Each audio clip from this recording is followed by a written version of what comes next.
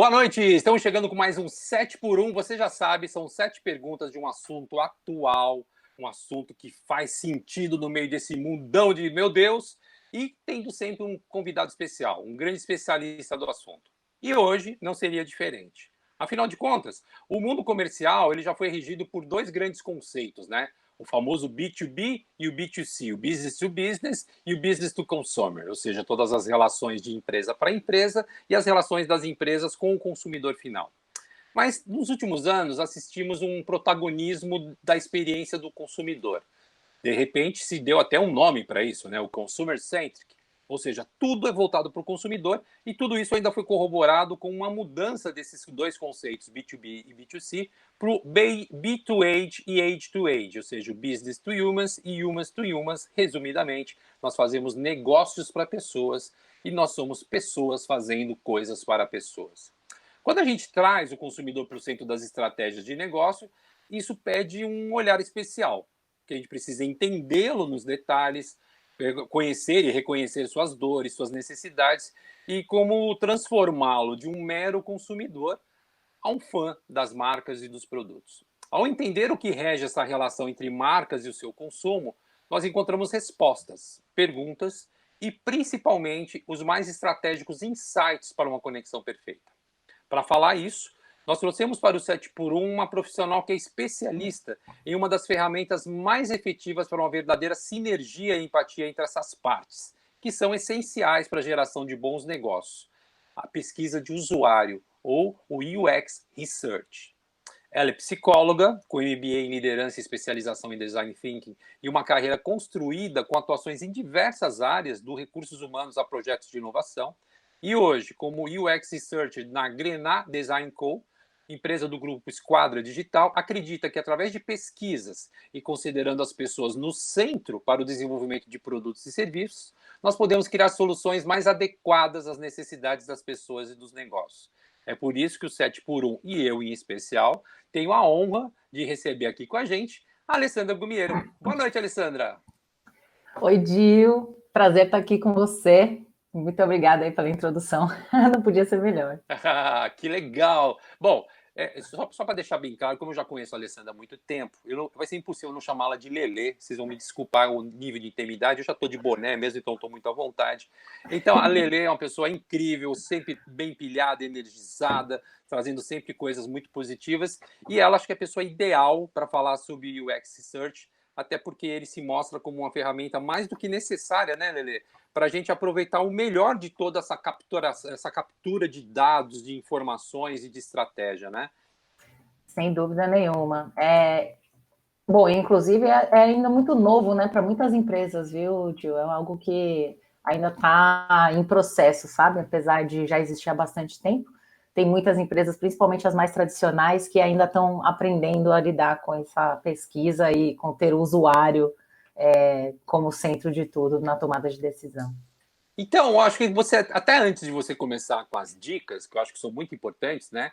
E a gente vai trazer exatamente hoje isso, né? São 7 dicas para melhorar a experiência dos usuários através de uma UX Research ou de uma pesquisa de usuário.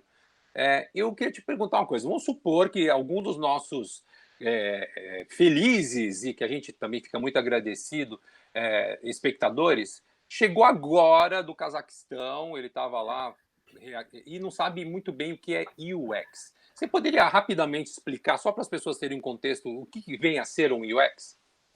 Com certeza, Gil. Bom, primeiro de tudo, é uma sigla em inglês, né? Então, inclusive a pronúncia que a gente fala, né? UX é uma pronúncia em inglês, né? Então, U de user, né? Usuário, e o X de experience, né? Então, experiência do usuário.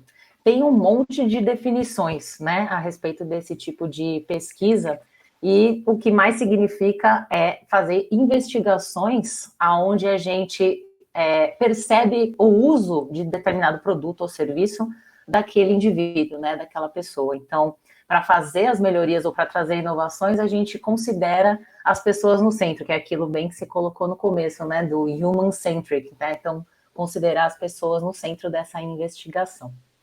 Ela não é uma ciência exata, né? Então, Existem muitas metodologias e também muitas disciplinas que compõem essa questão, né, da pesquisa, tanto que o comportamento humano, né, então a interação com os produtos e serviços, é algo que a psicologia estuda, né? Então eu, como psicóloga, migrei aí de área porque eu tenho esse conhecimento com relação ao comportamento humano. Então, observar o que não está sendo dito, né? Então, investigando hábitos, necessidades, aonde é que tem as dificuldades, né, dessa pessoa ter interação com aquele produto ou serviço, tanto da parte tecnológica quanto analógica, né, digamos assim, no dia a dia mesmo, né? Então, não é somente voltado para a tecnologia, não.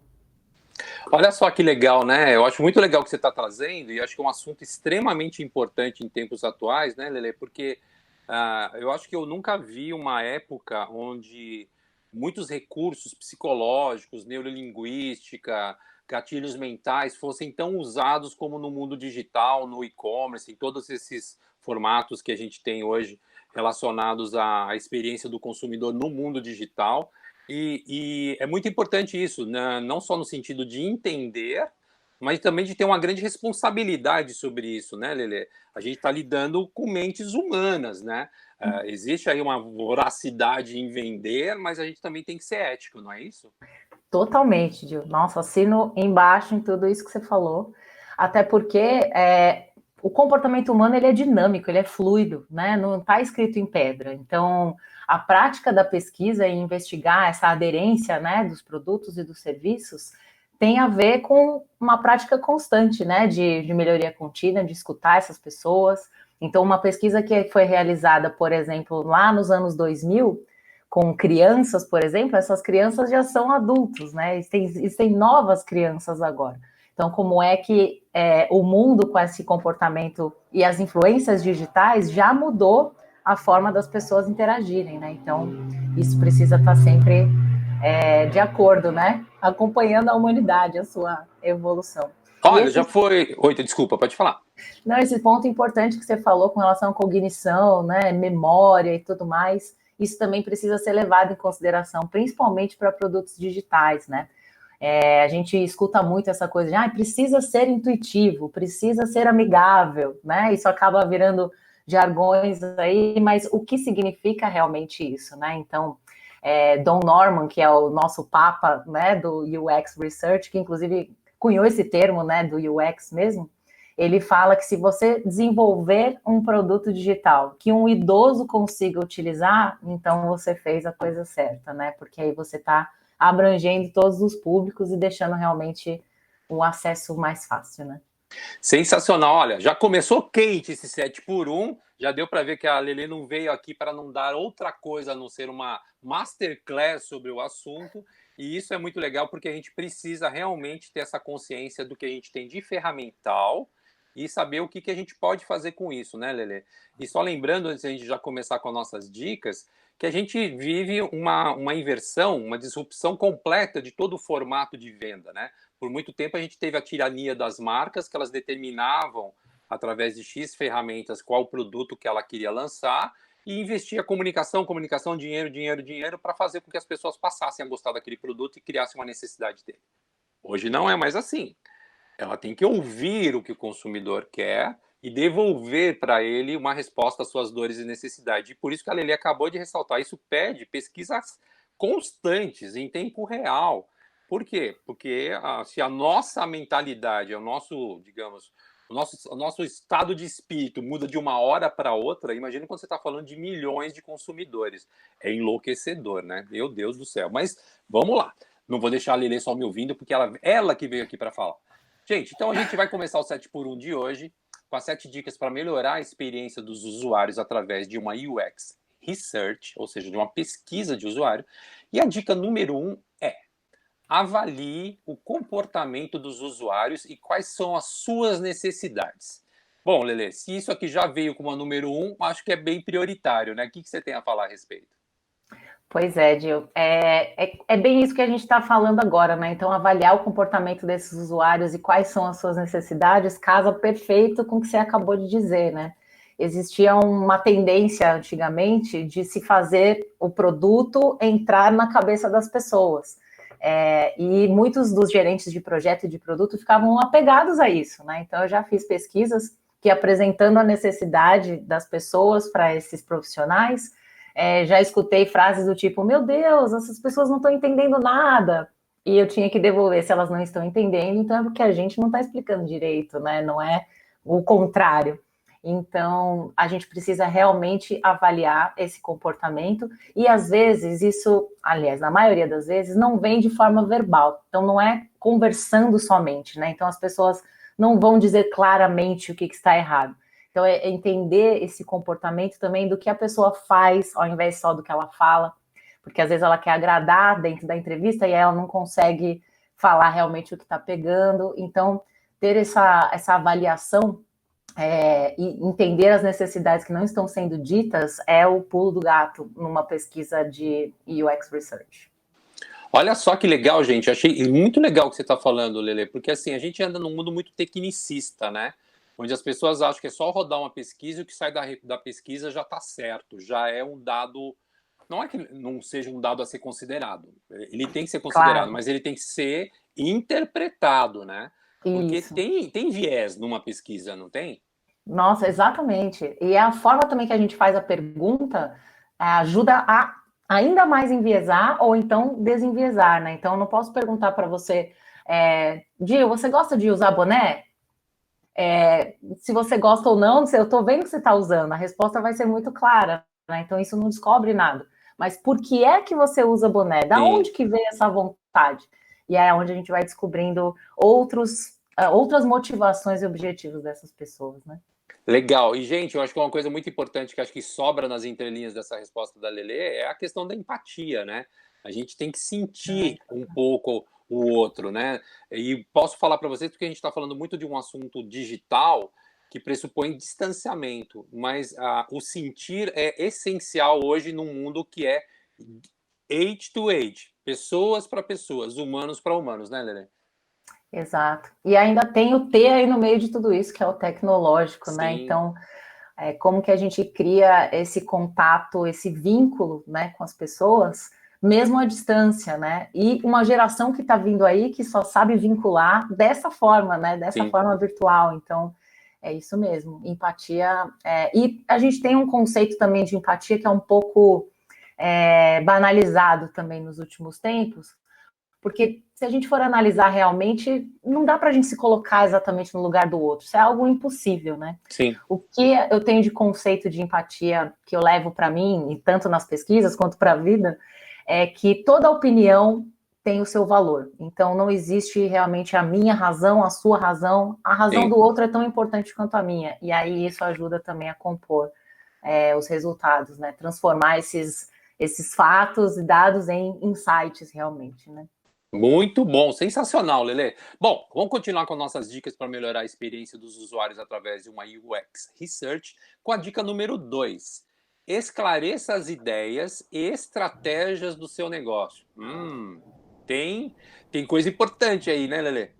Tem muita, Gil, porque não é somente encomendar uma pesquisa, né? Ou decidir que vai se fazer uma pesquisa, né? Então, qual é o objetivo dessa pesquisa, né? Quem são as pessoas que a gente vai entrevistar? Para qual produto? Para qual serviço? Para qual estratégia, né? Então, assim, você quer exponenciar o seu negócio? Ele é uma estratégia. Não, você quer manter? Isso é outra estratégia. Eu quero captar mais, eu quero lançar uma coisa nova, é outra ainda. Então, se não tiver isso muito claro, não adianta ir direto para o mercado, senão cai nesse mesmo que vem se fazendo ao longo dos anos, né? De tentar colocar o produto na cabeça da pessoa, a marca na cabeça da pessoa e não entender realmente a necessidade dela, né? Então, isso é super importante. E é legal porque, daquela forma que a gente estava falando quando as marcas tinham essa sua tirania, não é que é impossível você pegar um produto e fazer entrar na cabeça das pessoas, mas você tem que gastar muito dinheiro para que isso aconteça. E não é o caso, né, gente? Vamos à realidade, a gente vai saber que o budget não está lá essas coisas, né? Vamos no caminho mais rápido, mais barato e mais efetivo, né? Não, e as pessoas ainda acham, algumas empresas estão com essa pegada ainda, né, de se adaptar e ainda não valorizam tanto assim a pesquisa. Exatamente. Então, por exemplo, querem colocar já no ar algum aplicativo sem saber se o público, inclusive, tem comportamento digital, né? Eu venho de um mercado aí que eu fiz pesquisas nesse sentido, onde as pessoas eram super simples, mal tinham acesso à internet. E a ideia, a estratégia era transformar tudo em digital.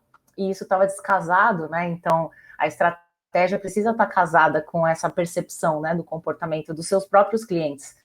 Senão você vai gastar dinheiro à toa. É isso mesmo que você disse. Caramba, Lele, eu achei interessante o que você está falando, porque às vezes acontece isso, né? No afã de querer lançar um produto, e a gente sabe que todo mundo tem esse sonho de criar um produto, de vender depois para a Amazon, para o Google e para o Facebook e ficar bilionário. Mas assim, não se pode esquecer uma coisa que você já falou logo no começo. A gente não cria um produto e procura o usuário. A gente entende uma necessidade, né, uma busca de solução de um consumidor e desenha algo para isso. É muito mais fácil, né? É um caminho mais curto, não é, Lele? Exato. E aí dá a impressão de que não é, né, tão curto. Mas tudo depende realmente da intenção, né? Então precisa ter realmente uma intenção bem clara. E a gente sabe das complexidades de hoje em dia, né, Gil? Você sabe, acho que até mais do que eu aí nesse mercado, quanto existem públicos diferentes, né? Então não dá mais para colocar todo mundo no mesmo balaio, né? Para algumas coisas. Não vou falar que está insano, porque na realidade existem milhões de balaios, né? A gente está falando de 7,8 bilhões de pessoas no mundo, são 7,8 bilhões de formas diferentes de ser diverso, né, Lelê?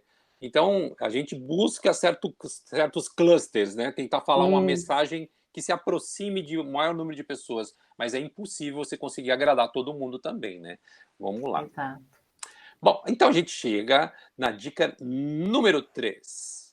Direcione produtos e serviços para cada tipo de usuário, criando personas. Acho que aí a gente já começa a ver estratégia, né? O que a gente pode ter aqui? Pois é, esse conceito de personas, ele também é muito confundido com público-alvo, né? Então, quando a gente fala de público-alvo, a gente está falando de características que são mais precisas, né? Então, eu quero homens de meia idade, que morem na Zona Sul, então isso é muito mais parecido com o demográfico, né? Quando a gente fala de público-alvo.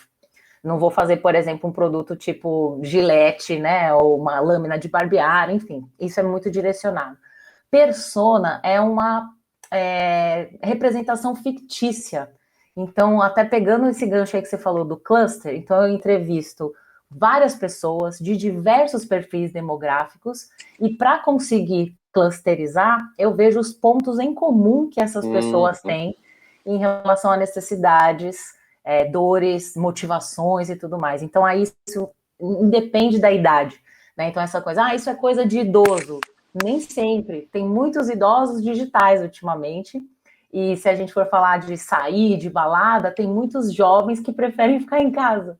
Então, quando a gente pulveriza um pouco essa questão, a gente cria esses personagens fictícios que ajudam a direcionar, e é por isso que aí consegue atingir um público maior, você entendeu? Porque vai atrás das motivações das pessoas, e não daquele dado preciso de homem ou mulher, ou, enfim, né, regiões específicas, aí isso fica realmente muito nichado, que a gente fala, né? Lele, eu estou até aqui viajando com o que você está falando, porque assim, é realmente uma coisa muito importante de pensar, né? Quando a gente pensava naquela época áurea da publicidade, né? Aquela que conseguia convencer você de um produto a partir da insistência, né? Da mensagem, normalmente muito bem feita, a gente tinha um recorte de mídia que era muito simples, homem ou mulher, que hoje, entre H e M, tem 42, 50 tipos de definições diferentes. A gente falava de classe A, B, C, D, E, a gente sabe que tem o rico pobre, tem o pobre rico e tudo mais. A gente falava das regiões brasileiras, mas aí como é que eu faço com um amazonense que mora em São Paulo? Eu trato ele como um paulista ou como um amazonense? Ou seja, hoje a gente vive um momento que é tudo junto e misturado, né?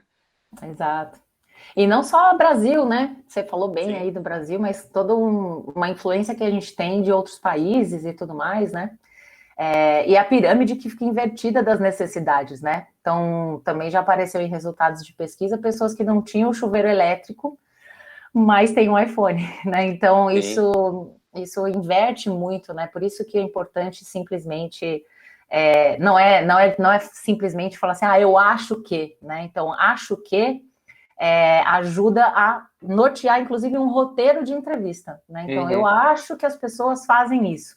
Então, levantamos hipóteses e vamos a campo confirmá-las, né? Porque é aí que acontece esse desperdício de dinheiro, né? Então, quando a gente fala de pesquisa, a gente pensa, às vezes, que legal, ou mesmo de pessoas, né? Fica esse encantamento, assim, abraça a árvore. Tem muitos executivos que, às vezes, não conseguem nem escutar esse discurso, né? Aqui as pessoas, quero falar de grana.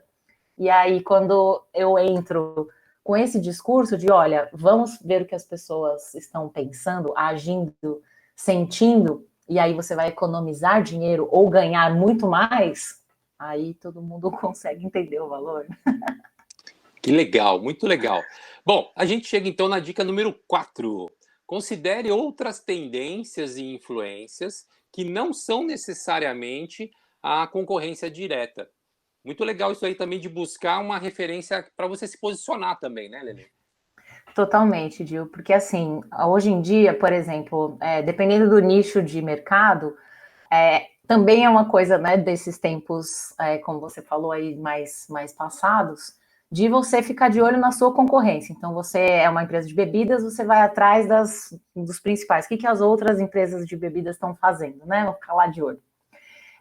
Mas aí, quando vai criar um app, um site, o que eu mais escuto em entrevistas são referências de outros mercados. Eu estou falando com uma empresa de bebidas, por exemplo, e aí o referencial de app favorito dessa pessoa é de um banco.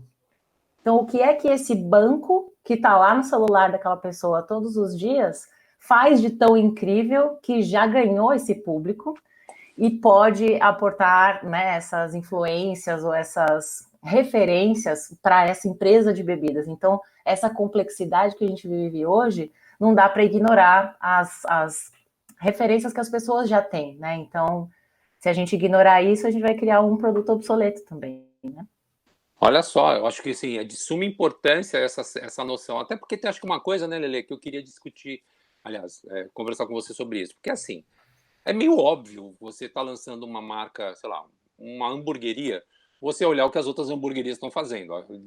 Cá para nós isso é óbvio, né? Você tem que olhar, né? Porque se você está entrando num mercado tão concorrido, é legal que você saiba com quem você está lutando, com quem você está competindo. Sem dúvida. Mas o seu grau de diferenciação não vai estar nisso.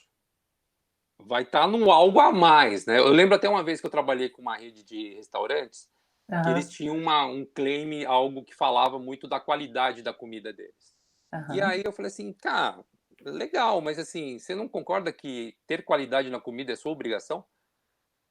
Muito bem, é isso mesmo. Então, assim, se você parte do princípio que eu abri um negócio de comida, é minha obrigação entregar uma comida excelente, vamos dizer que o diferencial não está na comida, está no resto. É no serviço, na experiência, no ambiente e tudo mais. Então, o que você está falando é uma coisa, parece que é meio torto, né? Como pesquisa, mas é essencial, né? Essencial. Precisa considerar, tanto que os processos eles são colaborativos também, né? Para idear. Então, quando a gente traz esses resultados de pesquisa, uma das primeiras técnicas de pesquisa é o que a gente chama de desk research, né? Então, uma pesquisa de mesa, onde a gente faz realmente uma pesquisa de dados que já estão aí, né? Que são públicos. A gente chama também de pesquisa secundária. E aí, a partir dessas pesquisas, mesmo de concorrências, enfim, é que vai nortear também essas estratégias de entrevista, né? Então, não dá para ficar aquém dessas grandes marcas que estão surgindo agora, né? Startups que já mudaram o nosso jeito de ver as coisas, né? As relações aí com serviços, entregas, transporte, muita coisa já mudou, né?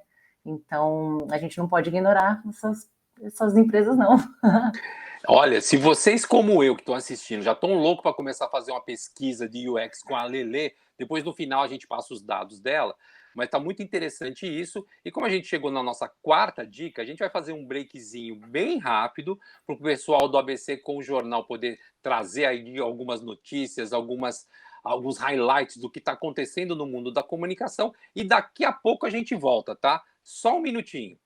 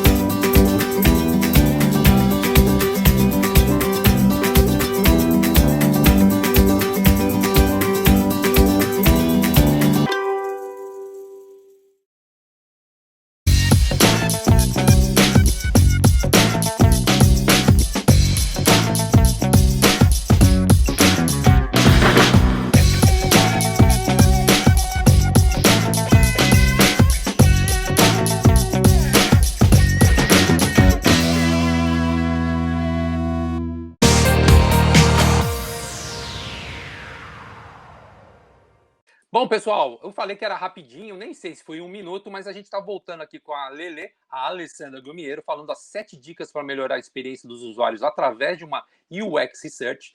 E a gente já falou 4 dicas. Dica número 1, avalie o comportamento dos usuários e quais são as suas necessidades. Dica número 2, esclareça as ideias e estratégias do seu negócio. Dica número 3, direcione produtos e serviços para cada tipo de usuário, criando personas.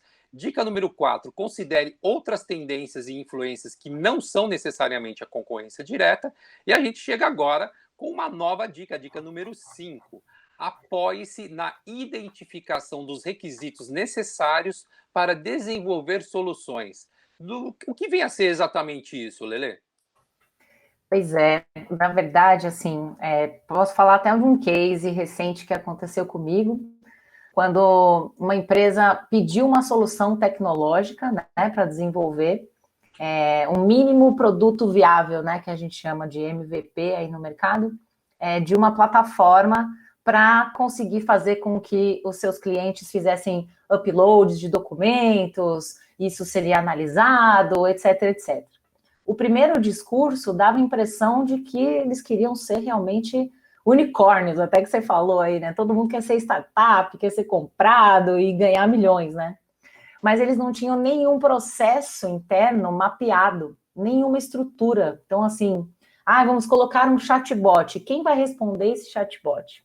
A gente vai fazer o upload de documentos com blockchain. O que é que vocês conhecem sobre blockchain? Então, aterrissar, né, os clientes para entender quais são os requisitos necessários para minimamente você realmente começar é super importante para não gastar também esse dinheiro à toa e para que esse projeto tenha mais solidez na hora que ele for realmente lançado, né? Então, às vezes a gente já sonha com a carreta, mas não tem nem o skate. Então, vamos começar pelo skate, aí depois faz um patinete, aí põe umas rodinhas, já vira uma bicicleta, até chegar realmente na carreta, porque o que se quer entregar é ir do ponto A até o B, né? Então, dá para ir de skate? Dá. Vamos começar, demora mais.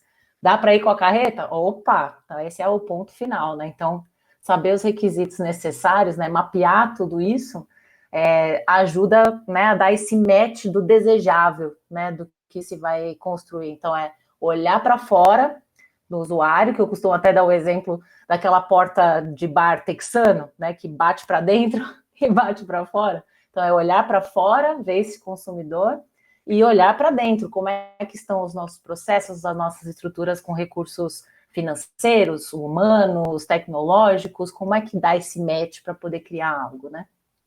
Ô, Lelê, deixa eu te perguntar, dentro desse processo, rola muito do cliente. Até porque, às vezes, quando a gente fala de linguajar técnico, o cliente, às vezes, não é um leigo do assunto. Rola muito de, às vezes, ele está pedindo uma coisa para você que não é exatamente o que ele queria, ele se confundiu e pediu o nome errado, aí você começa a atender ele numa necessidade e, na realidade, não tinha nada a ver com isso? Acontece no sentido do quê? Normalmente, como eu falei, fica apegado à ideia, né? Então, a gente quer um sistema assim, assim, assado. Aí, quando a gente vai a campo fazer a pesquisa, nem sempre é isso que as pessoas estão procurando, né? Então, esse exercício também de contar, né, para o cliente, falar, olha, não necessariamente o que você tem de ideia é o que vai ser sucesso, o que as pessoas estão sentindo necessidade, que não existe, é outra coisa, é um exercício também que não é muito simples, né? Justamente porque dá essa sensação de, poxa, você fez a pesquisa errado.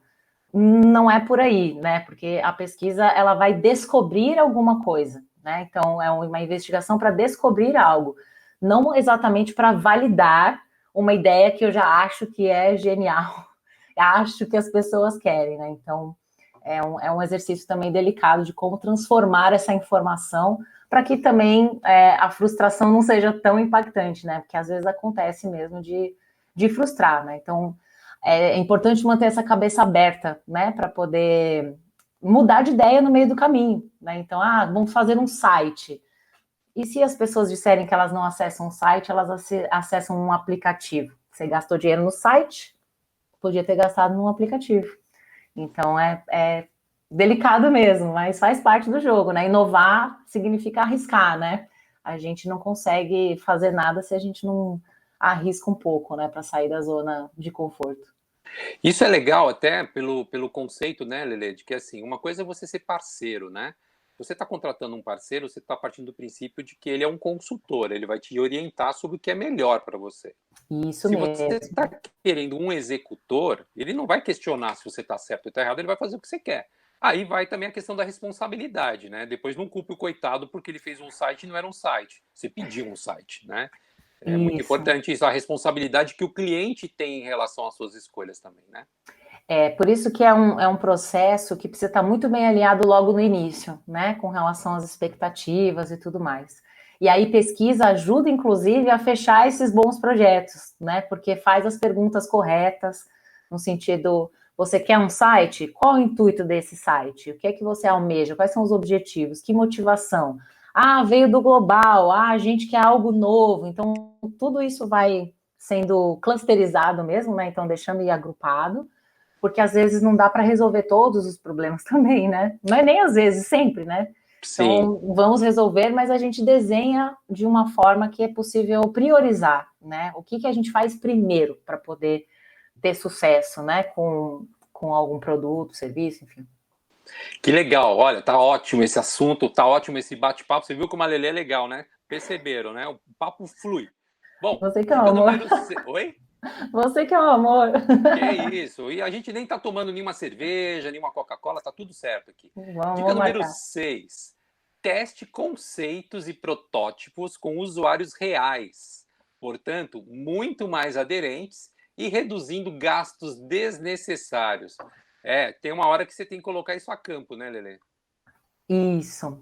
Então, por isso que é um processo contínuo, né, Gil? Porque aí também faz parte de pesquisa observar, então, uma vez que foi pesquisado, entendida a necessidade, criada uma solução, a gente prototipa. Então, antes de gastar todo o dinheiro, todo o orçamento, faz pequeno, vai a campo e pesquisa de novo. Então, olha, se a gente fosse lançar um protótipo aqui, um protótipo não, um aplicativo, um site, testa aí, né? Mexe aqui e vê o que você consegue fazer.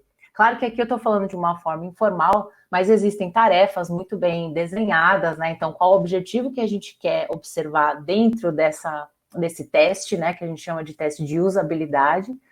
Então, quais tarefas que essa pessoa vai ter que executar, em quanto tempo ela vai executar. Então, se a pessoa olhar determinado botão e não enxergar esse botão, a gente tem que voltar e arrumar. E isso sai muito mais barato do que mudar um botão que já está pronto, que já foi homologado, que já está no ar, e que o cliente sente na palma da mão que, nossa, mas esse app é uma porcaria, nossa, mas esse site nunca entra, né? Então, testar o protótipo ajuda a fazer realmente a solução mais aderente. Olha só, a gente já está falando agora de um item muito importante que é tangibilizar as coisas, né? E falando nisso, a gente chega na dica número 7, a última dica, mas a gente sabe que a gente sempre consegue uma bonificaçãozinha e a Lelê vai poder passar para nós mais alguma coisa. Mas assim, a dica número 7 é: estude, valide e melhore as jornadas do usuário de maneira a deixá-la mais fluida e proporcionar uma melhor experiência. O que você pode complementar para nós aqui, Lelê? Pois é, aí eu acredito que tem um ponto super importante quando a gente fala de jornada do usuário, que é o fator cultural, que eu falei lá no início, né, na primeira parte do nosso vídeo aqui, sobre o que a pessoa fala e o que a pessoa faz, né? Então, tem muitos atalhos e gambiarras que às vezes o usuário comete, tanto na sua interação com o produto quanto com os serviços, né? Então, virar uma embalagem de ponta cabeça ou abrir no meio, enfim, como é que a gente descobre o que é esse fator cultural, né? O que a pessoa faz no dia a dia mesmo para trazer essa solução, como que ela interage com esse aplicativo, que horas ela interage, também é um dado relevante para ver onde a gente faz os lançamentos, né, de informações. Então, ter essa noção faz toda a diferença, né, de desenhar o que a jornada seria ideal, né, então, o que a gente gostaria que esse cliente faça, né? Então, entrar, clicar, comprar, etc. Ou conversar, ir até a loja, enfim, a jornada ideal. E aqui ele realmente faz, né? Então, isso também é uma investigação que a gente faz em pesquisa, né? Então, conta com o que é essa jornada, quando você vai comprar determinado produto, o que você faz primeiro? E aí vem elementos que a gente às vezes não está esperando, né? Então, ligo para fulano para confirmar se é isso mesmo, qualquer coisa. Estou aqui, né, dando um exemplo genérico. Mas são esses pontos que estão sendo observados que podem fazer realmente aí a diferença, trazer o diferencial, né?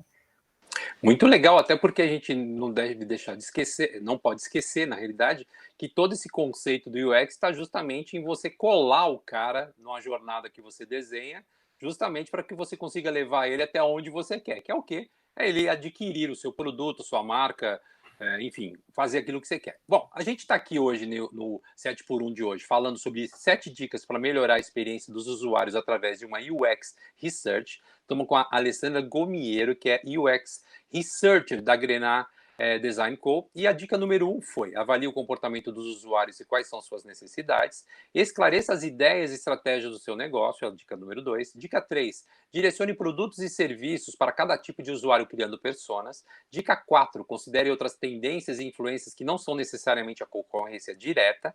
Dica 5, apoie-se na identificação dos requisitos necessários para desenvolver soluções. Dica 6, teste conceitos e protótipos com usuários reais, portanto, muito mais aderentes, reduzindo gastos desnecessários. Dica número 7, estude, valide, melhore as jornadas do usuário de maneira a deixá-la mais fluida e proporcionar uma melhor experiência. Isso é muito legal. E vocês sabem que já quem assiste o 7 por 1, quem não nunca assistiu está assistindo hoje, a gente depois mostra um template com todas as dicas para você poder fazer aí um print screen e poder usar isso. Bom, a gente falou dessas 7 dicas, mas a gente tem sempre uma dica extra, uma dica bônus. E aí, Lele, estou chegando então nessa dica número 8, a dica bônus que você generosamente está trazendo para nós, que é: mantenha-se conectado e acompanhe todo o processo. Isso é muito importante mesmo? Sem dúvida, porque no meio do processo pode mudar alguma coisa, né? Então, assim como eu expliquei agora na última dica, a gente imagina alguma coisa ou faz alguma ideia de solução, quando vai a campo não era bem isso, né? E aí eu faço um link com todas as outras dicas, né? Do comportamento ser dinâmico, da gente entender a percepção não só da fala, mas do comportamento, fatores culturais. Então, esse acompanhar, ele precisa acontecer, porque nenhum produto está totalmente acabado. A gente não chama de protótipo o tempo inteiro, claro, mas ele está sempre em evolução, porque as pessoas também estão mudando. Então, é nesse sentido que a gente precisa sempre acompanhar o processo. Tanto também no sentido de estreitar esses laços, né, de comunicação com esse cliente. Hoje em dia a gente tem uma via de mão dupla aí com relação à comunicação. A gente tem tantas ferramentas de comunicação e a gente continua se comunicando de uma forma muito complicada, né? Então, é o WhatsApp, é o Facebook, é o e-mail, é por vídeo, Instagram, enfim, a gente tem tantas ferramentas que às vezes a gente acaba até se perdendo, né? Então, como é que a gente reúne, né, de uma forma que seja uníssona, né? O omnichannel, né? Então, omnicanal, como é que a gente proporciona também essa comunicação mais fluida, né, com os clientes. E a questão também de pensar nessas funcionalidades, sabe? Isso no ponto de vista, né, de tecnologia, no geral. Então, o que é que pode ser mais intuitivo no sentido de que já está sendo utilizado, né? Então, tem algumas empresas que pensam, vamos mudar o ícone para ficar diferente. Existem padrões, né, de ícones que as pessoas já reconhecem, né? Esse botão é para salvar, esse botão é para cancelar. Então, onde é que a gente aporta realmente novas funcionalidades sem confundir, né, o usuário. Perfeito. Bom, como eu falei para vocês, é Masterclass, né? A gente teve aqui uma super aula falando de UX Research, com as 7 dicas para melhorar a experiência dos usuários, com a nossa querida Alessandra Gumiero. E, Ale, antes de simplesmente terminar, eu queria te agradecer pessoalmente pela sua gentileza de estar com a gente. Sei que seu dia é sempre corridaço. mas assim, você trouxe suas informações de uma maneira muito sucinta, muito objetiva, muito clara, didática, e esse finalzinho é seu. Eu queria que você pudesse complementar, se você tem algo a mais a falar, se você quiser, pode deixar seu contato, enfim, é teu, é o seu jabá, vamos dizer assim, para a gente fechar esse programa de hoje. Super obrigada pelo convite, Gil. Saudades de você mesmo. Parabéns pelo programa e pela iniciativa. E espero ter agregado com essas informações. Claro que foi uma pincelada, né? Assim, esse mundo da pesquisa do usuário, ele é super amplo, tem um monte de ferramentas, metodologias que podem ser exploradas, né? Dependendo da estratégia aí de cada empresa. E eu fico à disposição. Quem quiser me adicionar no LinkedIn, é só digitar lá, Alessandra Gomiero, vai me achar. Pode me adicionar, se tiver alguma dúvida que eu puder esclarecer, com certeza manda mensagem. E quem precisar, né, quem tiver aí de empresas, uns contatos que acham que isso vai valer, pode entrar em contato também com o time da Grenar. Nós temos outros pesquisadores lá também, vai ser muito legal fazer alguma proposta, parceria, para a gente ajudar as pessoas nas necessidades delas. Muito bom, Lele, muitíssimo obrigado, pessoal. Espero que vocês tenham aprendido, porque eu aprendi muito. E estou curioso de uma próxima oportunidade para poder usar esse serviço que ela está vendendo tão bem, porque realmente faz todo sentido com o que você está fazendo, com o que a gente está fazendo no mundo hoje. E essa é a história. Você que assistiu, você que está terminando de ver, esse episódio 7x1 vai ficar no nosso canal, no canal da ABCcom. Quer dividir com alguém, compartilhar, quer mostrar para o seu time, faça isso. É uma maneira de a gente divulgar, porque o 7x1 tem uma única intenção, é compartilhar conhecimento e pessoas e profissionais incríveis que a gente precisa conhecer. Muitas vezes eles estão escondidos por trás de um computador ou dos meios digitais. Essas pessoas interessantes são muito essenciais para tudo aquilo que a gente faz. Lele, Alessandro Gumiero, brigadíssimo pela sua gentileza, muito sucesso em tudo aquilo que você está fazendo. E, pessoal, o 7x1 fica aqui. E na semana que vem tem mais, com outro convidado, com outro assunto. E eu espero que você esteja sempre com a gente. Beijo grande e tchau!